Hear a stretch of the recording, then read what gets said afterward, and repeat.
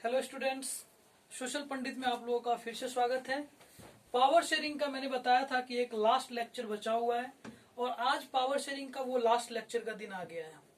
तो हम लोग आज लास्ट लेक्चर में जो पावर शेयरिंग में देखेंगे, पावर शेयरिंग इज डिजायरेबल, सत्ता में साझेदारी क्यों जरूरी है, पावर शेयरिंग क्यों नीड है। देन आफ्टर हम लोग जानेंगे reduce the possibility of conflict, कि सत्ता की साझेदारी की वजह से जो कंफ्लिक्टेड होते हैं, जो प्रॉब्लम्स आती है वो सॉल्व होती है। और दूसरा ये कि power sharing is the very spirit of democracy, power sharing को डेमोक्रेसी का आत्मा कहा जाता है। इन सब सारे चीजों पे हम लोग डिस्कस करेंगे। उससे पहले मैं आपको टोटल टॉपिक समझा दूं। देन आफ्टर हम लोग पढ़ेंगे खलील्स डायलेमा, लेबनान के बेरूत शहर का एक लड़का जो कुछ सोच रहा है, उसके बारे में एक कहानी बताएंगे आप लोगों को कि ये खलील जिस तरह की शासन व्यवस्था सोच रहा है और लेबनान में जिस तरह की शासन चलती है, वो दोनों में कितना फर्क है, और आप अपना विचार भी इसमें रखेंगे। ठीक है। उसके बाद हम लोग जानेंगे forms of power sharing. Power sharing के बहुत सारे फॉर्म्स हैं और वो फॉर्म्स अलग अलग टाइप से हम लोग देखेंगे। Horizontal power sharing, vertical power sharing, community government वाली power sharing and political parties pressure groups. अक्सर बहुत सारे बच्चों का ये क्वेश्चन रहता है कि I don't know pressure group, pressure group क्या है, प्रेशर ग्रुप नहीं समझ में आता सर, प्रेशर ग्रुप का क्या इंपोर्टेंस है। ठीक है, तो ये सारे चीजों को हम लोग डील करेंगे। तो चलिए शुरू करते हैं हम लोग। सबसे पहले पावर शेयरिंग इज डिजायरेबल, सत्ता में साझेदारी क्यों जरूरी है। पहली बात तो ये कि reduce the possibility of conflict, सत्ता में साझेदारी करके हम लोग पॉसिबिलिटी बहुत ही कम कर देते हैं कंफ्लिक्ट की।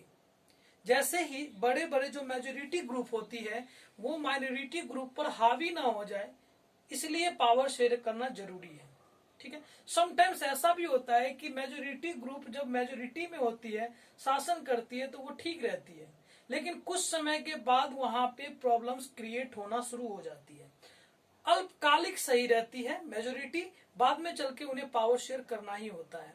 अगर पावर शेयरिंग नहीं करती है तो उनकी हालत श्रीलंका की तरह हो जाती है। श्रीलंका में जिस तरह से सिविल वॉर हुई, जिस तरह की कंफ्लिक्ट देखने को मिला, वो जो सिचुएशन है वो फिर से किसी भी कंट्री में हो सकता है जब पावर शेयरिंग नहीं करेंगे और मेजोरिटी ग्रुप माइनॉरिटी ग्रुप को कभी तरहीज नहीं देंगे। तो पहला काम ये होता है सत्ता में साझेदारी करने का। दो तर्क जो है, तर्कगत बात अगर की जाए तो reduce the possibility of conflict, conflict को एकदम कम कर देता है। जैसे हम लोग मेजोरिटी में है, अगर माइनॉरिटी ग्रुप वाले को भी उसमें साझेदारी बना ले तो वो भी खुश और हम भी खुश। ठीक है, जैसा कि बेल्जियम में किया गया था। ठीक है। दूसरा है power sharing is the very spirit of democracy. Democracy में एक बात जो बताया जाता है, अब्राहम लिंकन साहब ने डेमोक्रेसी का अच्छा परिभाषा दिया था, डिफिनेशन दिया था कि democracy for the people, of the people and by the people. Democracy जनता के लिए है, तो जनता की जितनी भागीदारी होगी उतना ज्यादा डेमोक्रेसी हमारा अच्छा होगा। तो अच्छी डेमोक्रेसी के लिए सहभागिता जरूरी होती है। अच्छी डेमोक्रेसी के लिए हमें शेयर की जरूरी होती है, पावर को शेयर करना जरूरी होता है, और जितने लोगों को हम पॉलिटिकली इंटरेस्ट कर सके। ठीक है, तो पॉलिटिकली इंटरेस्ट करने के लिए जरूरी है पावर का शेयर करना। जब तक आप पावर शेयर नहीं करेंगे तो लोगों में पॉलिटिकल इंटरेस्ट नहीं आएंगे और लोग जुड़ेंगे नहीं।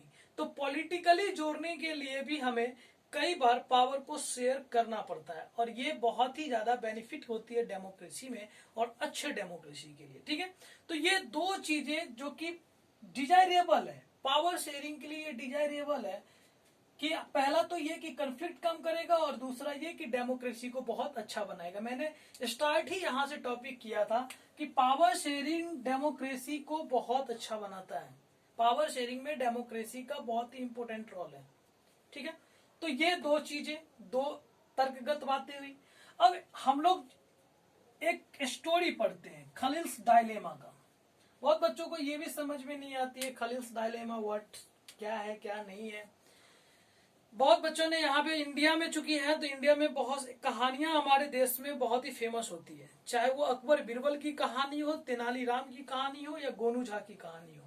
लेकिन ये कहानी है विक्रम और बैताल का। ठीक है, विक्रम और बैताल जो कि एक मोटरसाइकिल पे सवार हैं और वो दोनों अंधेरे रात में जा रहे हैं। ठीक है, और विक्रम गाड़ी चला रहे हैं और बेताल जो है वो कहानी सुना रहे हैं। तो ये कहानी सुनाते सुनाते उन्होंने कहानी जब स्टार्ट किया तो उन्होंने कहानी स्टार्ट किया खलील से। ऐसा बताया जाता है कि खलील लेबनान के बेरूत शहर का एक लड़का था जिसके पिताजी ऑर्थोडॉक्स क्रिश्चियन होते हैं और माताजी सुन्नी मुसलमान।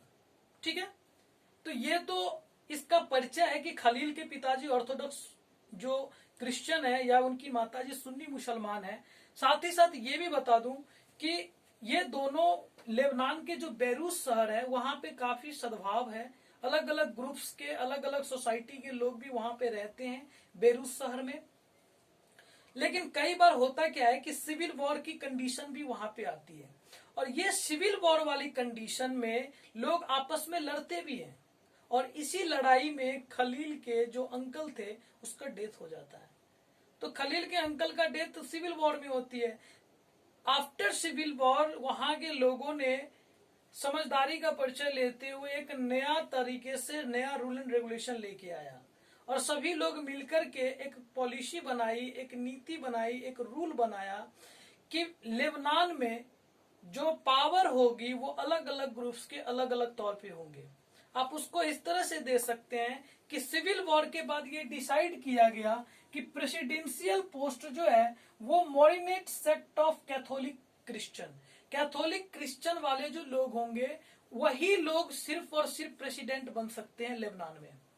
ठीक है, दूसरी बात ये कही गई कि पीएम प्राइम मिनिस्टर का पोस्ट जो है सिर्फ और सिर्फ सुन्नी मुसलमान ही बन सकते हैं, सुन्नी मुसलमान ही सिर्फ पीएम बन सकते हैं। डिप्टी प्राइम मिनिस्टर सिर्फ ऑर्थोडॉक्स क्रिश्चियन बन सकते हैं एंड स्पीकर जो उस समय विधानसभा या फिर लोकसभा के स्पीकर जैसे हमारे यहाँ होते हैं वहां पे भी स्पीकर होते हैं वो शिया मुसलमान बनेंगे।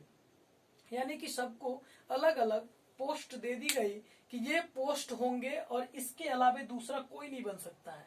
प्रेसिडेंट बनने का मतलब क्या है, तो प्रेसिडेंट सिर्फ और सिर्फ बनेंगे कैथोलिक क्रिश्चियन जो है जो इस समुदाय से बिलोंग करते हैं मैरोनेट सेक्ट से।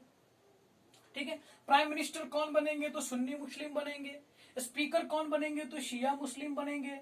डिप्टी पीएम कौन बनेंगे, तो ऑर्थोडॉक्स क्रिश्चियन बनेंगे। तो ये सब फिक्स कर दिया गया, पावर को शेयर कर दिया गया। लेकिन ये सारी व्यवस्था से खलील खुश नहीं था।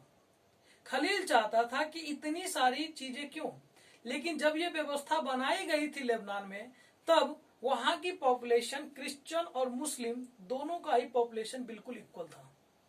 बाद में चलकर मुसलमानों की पॉपुलेशन काफी बढ़ी भी, लेकिन ये पावर की जो शेयरिंग जिस तरह से किया गया था उसमें कोई बदलाव देखने को नहीं मिला। तो खलील इस बात से बहुत दुख था कि एक फिक्स कर दिया गया था कि अलग अलग कम्युनिटी के लोगों को अलग अलग पावर दे दिया गया। वो ये चाहते थे खलील कि एक देश में एक चुनाव हो जिसमें हर तरह के लोग पार्टिसिपेट करें और वो चुनाव के तहत जो जीत के आएंगे वो रिप्रेजेंटेटिव होंगे। खलील की ये सोच थी।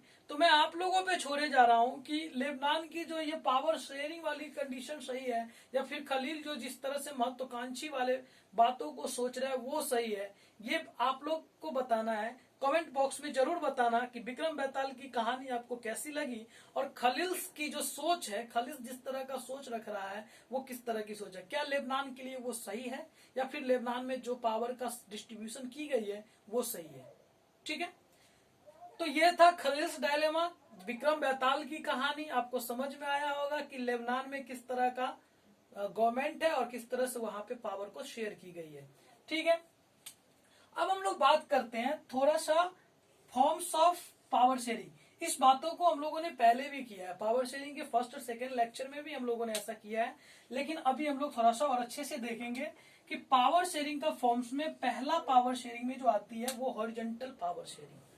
हॉरिजॉन्टल अब समझ में नहीं आ रही हो तो मैं हॉरिजॉन्टल मतलब बता दूं, लेटा हुआ ऐसे। ठीक है, तो हॉरिजॉन्टल पावर शेयरिंग में कहने का ये मतलब है कि हमारे देश में कई ऑर्गेन्स है as like legislature, executive and judiciary.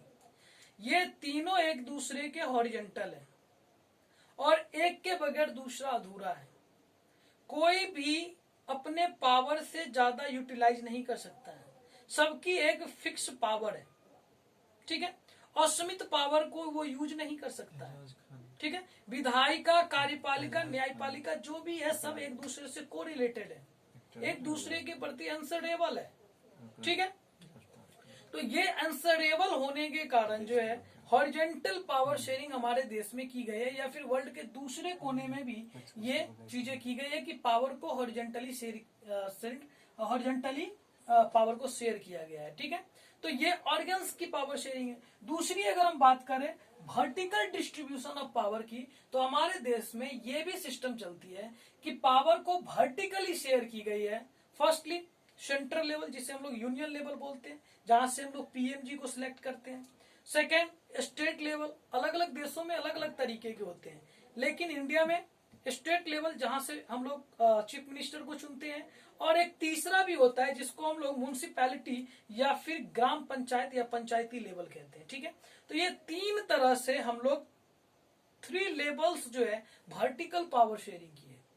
तो एक तो हॉरिजॉन्टल पावर शेयरिंग देख लिए, दूसरा वर्टिकल पावर शेयरिंग में भी हम लोग देखते हैं कि वहां पे पावर अलग अलग है।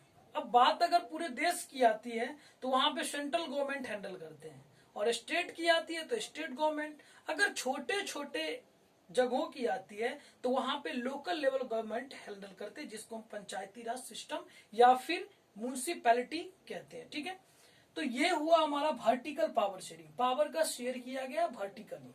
देन आफ्टर हम लोगों को जो पढ़ना है power share among different social group. ये वही सोशल ग्रुप वाली बात है जो हम लोगों ने बेल्जियम में देखा था। बेल्जियम को यूनिक बनाता था कम्युनिटी गवर्नमेंट। ठीक है, तो सोशल ग्रुप में भी पावर को शेयर कर दिया जाता है कि ये आपका पावर हुआ।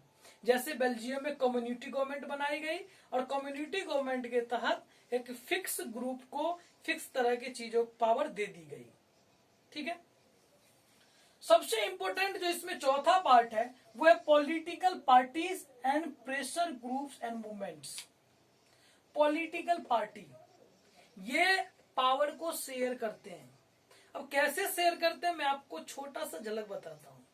जर्मनी में 2 पार्टी, 2005 की कहानी में बताता हूं। जर्मनी में 2 पार्टी आपस में चुनाव लड़े, बहुत दोनों पक्ष और विपक्ष कह सकते हैं, दोनों अलग अलग दूरी पर थे।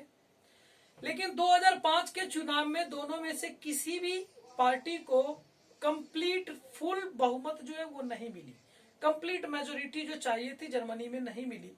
तो उन लोगों ने क्या किया, बाद में चल करके, जबकि उनका एम अलग है, सोच अलग है, फिर भी उन्होंने क्या किया कि एक साथ आकर के कोलिजन गवर्नमेंट बनाया। ऐसा बहुत कम होता है कि 2 विरोधी पार्टी आपस में मिलकर के और सरकार बनाए। जर्मनी में ऐसा हुआ था 2005 में कि दोनों पार्टी आकर के मिलकर के कोलिजन गवर्नमेंट बनाए और सरकार बनाई। तो हमारे देश में भी कई बार होती है कि इलेक्शन से पहले या फिर इलेक्शन के बाद कई तरह की पॉलिटिकल पार्टी जो है वो कोलिजन गवर्नमेंट बनाती है, और कोलिजन गवर्नमेंट बना करके अपने पावर को शेयर करती है। ठीक है, एक तो ये हुआ। दूसरा हुआ प्रेशर ग्रुप, कि हमारे देश में एक सबसे बड़ी अच्छी बात ये होती है कि जो भी बहुमत में होते हैं या फिर जो भी पार्टी डोमिनेट कर रहे होते हैं हमारे देश में, या फिर पीएम हो, अलग अलग पॉलिटिकल पार्टी होते हैं, अलग अलग पॉलिटिकल पार्टी की अलग अलग सिचुएशन होती है, और सबकी एम अलग है, सोच अलग है। और देश में हर 10 साल 20 साल एक सर्टेन कह सकते हैं सर्टेन टाइम के बाद अलग अलग सोशल ग्रुप को लीडिंग करने के लिए दी जाती है। जैसे पहले आज अगर बात करें हम लोग तो 2014 से पहले देश में कांग्रेस की सरकार थी। ठीक है, तो उनकी अपनी सोच थी। 2014 के बाद अब तक बीजेपी की सरकार चल रही है, उनकी अलग सोच है। तो ये सोच अलग है, लेकिन प्रेशर ग्रुप जो कंपटीशन की भावना क्रिएट करता है, कंपटीटर जो होते हैं, जिसके कारण पावर शेयरिंग और डेमोक्रेसी दोनों मजबूत होते हैं। ठीक है, तो ये प्रेशर ग्रुप हो या फिर मोमेंट्स हो जो डोमिनेट कर रहे हैं, उनके अगेंस्ट में मोमेंट हो, ये सबके सब जरूरी होती है डेमोक्रेसी में। ठीक है, तो आई होप कि आप लोगों को ये वीडियो पसंद आए, और ये सारा चीज जो आपको बताया गया है वो आप लोगों को मैं समझाने में सफल रहा हूं। ठीक है, तो पावर शेयरिंग का ये लास्ट लेक्चर आप लोगों को कैसा लगा कमेंट बॉक्स में जरूर बताना, और ज्यादा से ज्यादा सब्सक्राइब, लाइक और कमेंट्स करना, और सजेशन देना ना भूलना। कोई भी सजेशन हो कमेंट्स बॉक्स में जरूर देना। ठीक है, तब तक के लिए धन्यवाद। मिलते हैं नेक्स्ट वीडियो में।